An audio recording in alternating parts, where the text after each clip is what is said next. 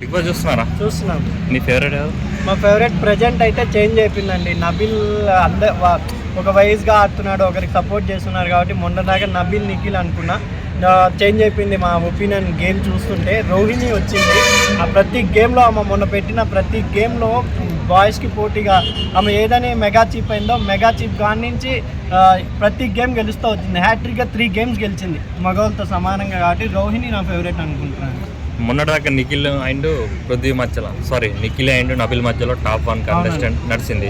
But ఇప్పుడు గౌతమ్ అనేది మధ్యలో వచ్చేసాడు టాప్ 1. గౌతమ్ గేమ్స్లో కొంచెం వీక్ అయినా కూడా అతను పర్సనాలిటీ, అతను బిహేవియర్ బట్టి టాప్ 3కు ఉంటానని అనుకుంటున్నా. రోహిణి కూడా మనకు కావాల్సిన అదే కదా. విష్ణుప్రియ ఎక్కడ డ్యామేజ్ అవుతుందంటే రోహిణి విషయంలో.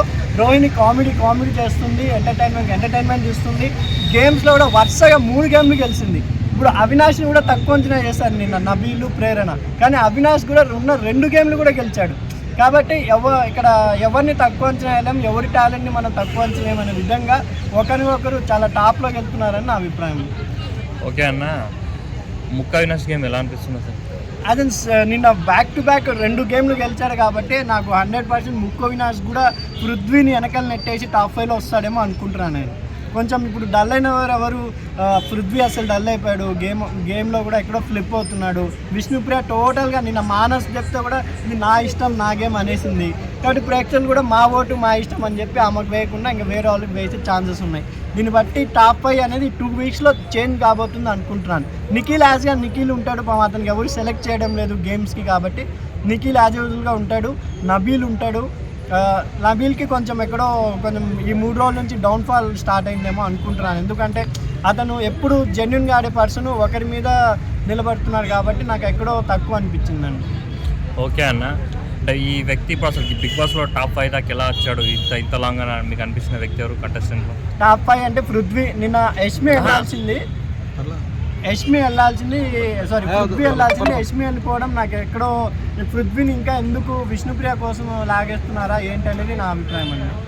అవునా, మరి పృథ్వీ గేమ్ ఆడకుండా ఇంతలాగా ఎలా వచ్చారని మీరు అనుకుంటున్నారు? అదే పృథ్వీ కంటెంట్ పరంగా విష్ణుప్రియ వాళ్ళిద్దరూ కంటెంట్ ఇస్తున్నారనేమో.